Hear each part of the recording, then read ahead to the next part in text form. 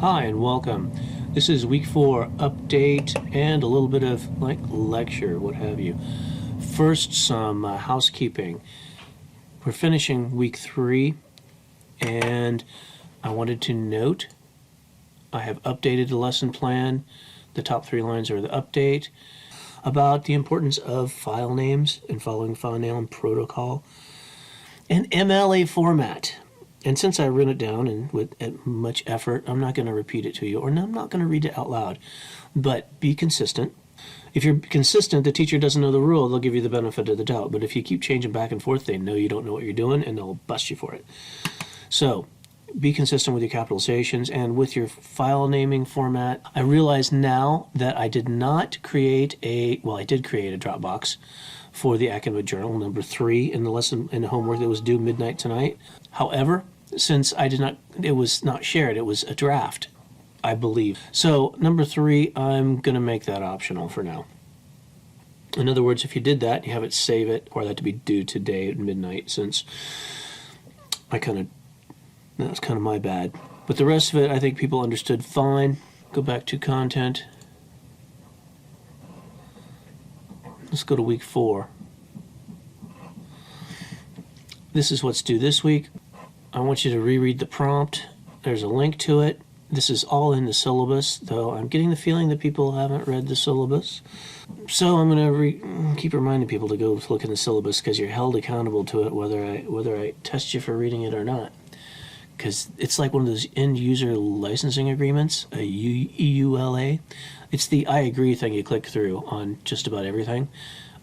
It would take 47 years of your life to have read every EULA that you've ever clicked through. That's actually, I've seen that.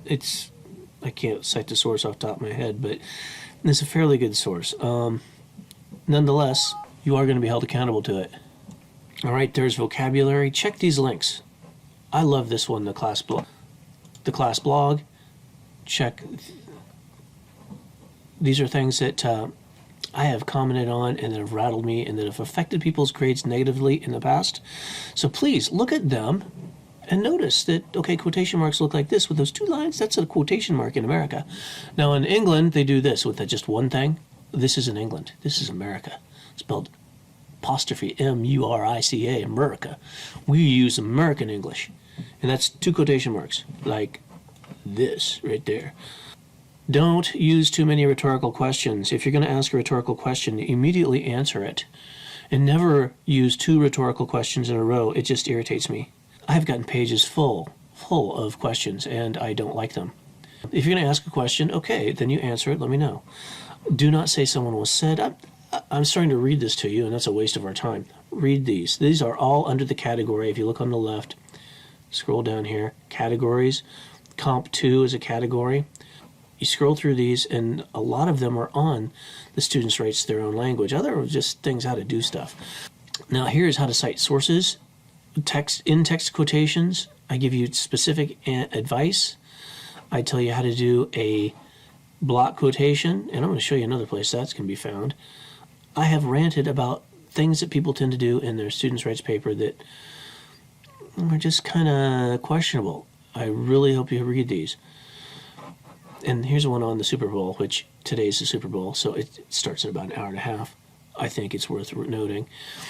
If you go to, this is another link on today's lesson plan, or this week's lesson plan. I give you a link to all the videos I've created for Comp 2 and the students' rights paper. Now, some of them, I actually have a few more that I don't think are showing up.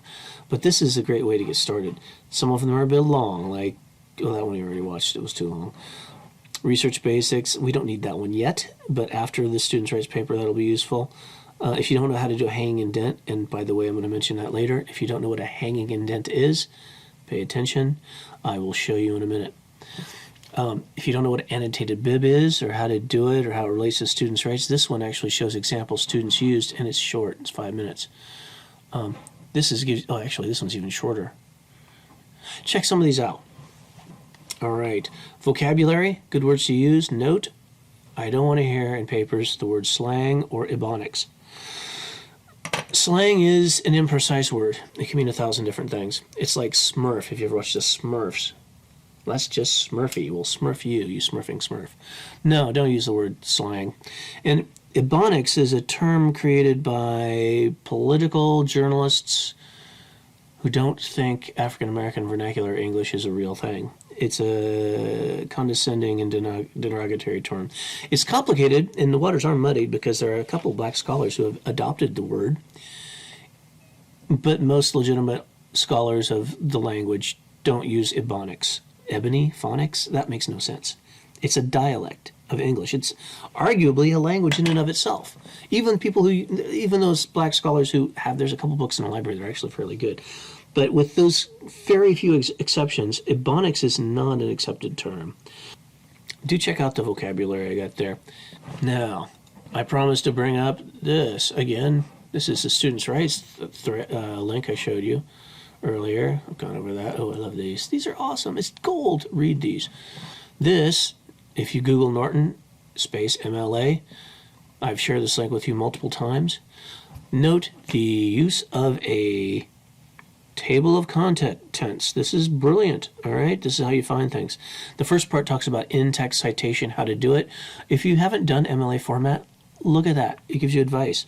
And then this is what I use the most, is the works cited. This is how you cite sources at the end text for works cited section, which I prefer the word term works cited to bibliography or whatever the heck you want to call it.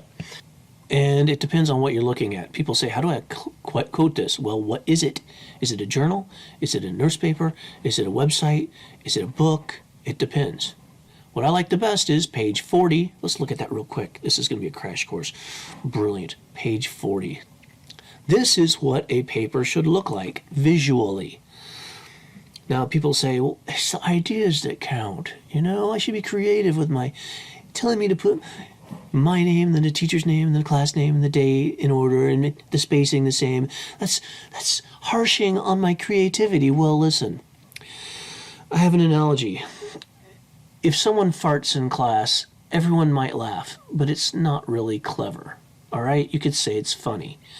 If you mess with the format, it's not creative. It may be different, but it's not creative. All right? Using format, there's a lot of really good reasons for it. That's why they do it. All right? We don't do this just, you may not understand them yet, but either trust me or we can have a discussion. Actually, you could write a paper. The students write their own language. Why we shouldn't have to use the MLA format. But this is great because it gives you an example. It shows you how things work. Here's one where they quote something. They didn't have the original source, but they saw something quoted in somebody else. That's how you do it. There's an example of it. This is what page number, since they indicated Donaldson earlier, they know this is the same guy talking about it later. They just gave the page number here instead of putting Donaldson 210 twice. You can use pictures. I don't care. It doesn't count affect the word count one bit. Pictures can be real effective. I am going to require for your rough draft due this week that you use one in-text citation and one, look at this, a block quote. Note the block quote is 1 inch indented from the left. There's an inch there, whereas normally paragraphs are indented 1/2 inch. The right margin is not changed at all. It is the exact same as before. You only mess with the left margin. It is double spaced, not single spaced. This may make your paper a little bit longer, but you're not killing a tree. It makes it easier for me to read, and it's the rule. It's how it's done. It's easier on my eyes too. There's a lot of reasons for it. Now, in text, for block quotes is a little bit different. The period went after the end of the sentence, not after the parenthetical expression, the way it did up here. Notice this is different from this. That's because it's a block quote. It's not cooperating. One thing I do not like about the example here is they began a paragraph after the block quote. Don't do that. This, I'm going to step out of character for a moment and admit that sometimes teachers do things because it makes it easier to grade and assess. In the real world, when you're out there, okay, nobody writes essays for money anymore. But if you were, you could do things however. You could end and start a paragraph with a quotation mark. But when you're a student, as a student, I always got busted for ending or beginning a paragraph with a quotation. Now, the story they'll tell you in the Writing Center, the story they'll tell you and other teachers will tell you, is that it's because you want to integrate other people's thoughts with your own. The truth is, I think the word processing will automatically indent this 1/2 inch because this is, you hit enter at the end of the line here, you change formatting, and I think that it's generally not supposed to be indented. I think we're trying to assess your ability in this, not just poor sloppy work. Don't start or end a paragraph with a quote just because I'm telling you. To be honest, once you get out of my class, I don't care. But in my class, don't start or end a paragraph with a quotation. I want to scroll down to the works cited page. This is about what it should look like. Note, it's all double spaced. Every citation has a hanging indent, which means left-hand margin, top line, everything that follows it will be indented 1/2 inch. And I have a video that shows you how to do that, and I think it probably shows you on the other video online. This guy's, there's 2 citations in a row from Hamby. That's what this line thing here means. And all right, this is all part of the first thing. Use word wrap. Don't hit enter at the end of. You don't hit enter. You use word wrap by using hang indent function on Microsoft Word or the other place. Each citation is in alphabetical order too. Make sure your works cited is in alphabetical order by author's last name or whatever the piece of information that starts the line is. That's why, and all this is in this MLA handbook. So look through that book. And I'm not going to tell you, I don't want to have to say the same thing 150 times. So I'm asking you to look at that stuff, and then when I grade it, it'll just prove whether or not you looked it up yourself. You can get feedback from a Writing Center consultant, though. That's great.